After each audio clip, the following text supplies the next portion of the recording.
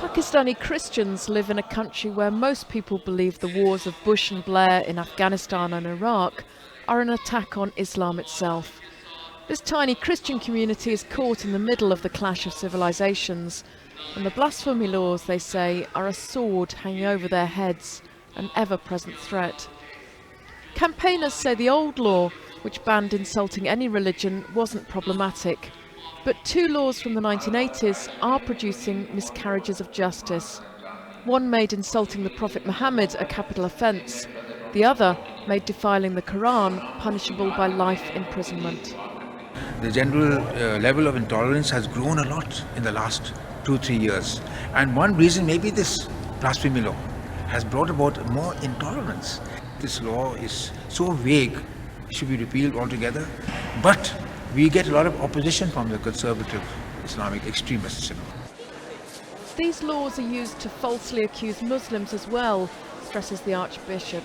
It's just that as a community, Christians and other minorities are vulnerable in a way that Muslims aren't. We live in fear. We're among Muslims, so we avoid conflict with anyone who could take advantage and cast the accusation of blasphemy against us.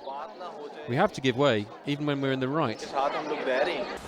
The problem with the laws, say their critics, is that it's too easy for false allegations to be made. Here in Faisalabad last autumn, two elderly illiterate Christians, James and Bhutto Masih, were sentenced to 10 years in jail for blasphemy.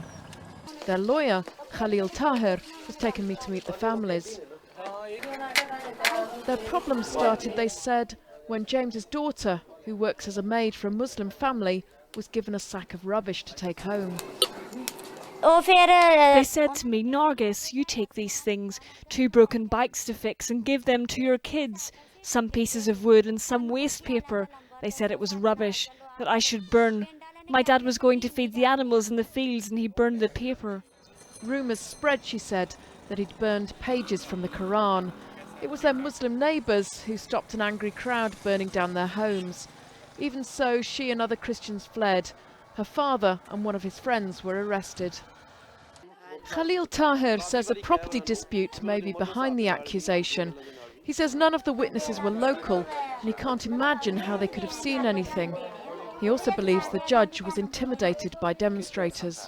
All this evidence is fictitious, frivolous and baseless. In Pakistan, you know, the fanatics can kill even to the judges. As we leave, he tells me that whenever there's an attack on Afghanistan or Iraq, there are repercussions for his community. This is written in the Quran that all the Muslims are brother wherever they are. So they feel ourselves that we and Americans, and they just feel that Bush and Tony Blair are our relatives. Radical Muslim groups, he says, always agitate for a guilty verdict. One reason possibly why the lower courts rarely acquit. The higher courts almost always uphold appeals because of problems with evidence, but that can mean years in prison as a blasphemer. Shahid Masih's also been accused of defiling the Quran. I got ill with weeping when my son was arrested, says his mother. Shahid was in prison before getting bail. He's now in hiding while he awaits his trial. They arrested me and started to beat me harshly at the police station. Then, when I was taken to jail, I was forced to do sanitary work, and every day when I got back to my cell in the evening, they beat me, the guards and the other prisoners. I was frightened I might be killed. Christians generally are a poor, marginalised community. Many are the descendants of Hindu Dalits, or untouchables, who converted during British rule. Some have made it into the middle classes, but most are still collecting the country's rubbish or working as servants. Muslims are certainly not safe from false accusations either, but almost everyone I've spoken to outside the minority communities say they back the law.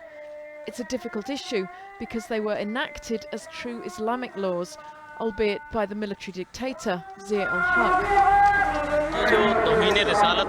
Thousands of people gave sacrifices for this law. If the government changes it, no Muslim in the world and no child in Pakistan will be able to bear it. We'll oppose this on the street. This is known as a radical mosque, but I wasn't prepared for the apocalyptic nature of people's fears. If the government changes this law and allows the cursed ones to utter any nonsense they like and raise two fingers against the Prophet, the Muslims will become emotional and kill people. There'll be chaos. There'll be blood on the streets of Islamabad. It's difficult to imagine two more different views. The blasphemy laws are God-given and prevent the intolerable offence of insult to the Prophet, or they're a major cause of injustice. Before Christmas, the government hinted it might change the law, but when I asked the Minister for Justice about this, he objected even to my question.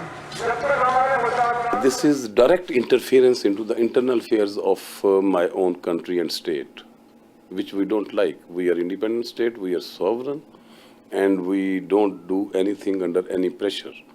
This is all propaganda and false allegation. This propaganda mainly is being done by the community over here, just that they can get repatriation from here, they can get settlement in abroad, they can get visas. Christians and other minorities are counting on the government to change this law, but it's difficult to see anything happening soon. The government would have to be prepared to withstand major protests from radical Muslim groups. And they'd need to convince the majority population that they weren't just giving a freedom to blaspheme.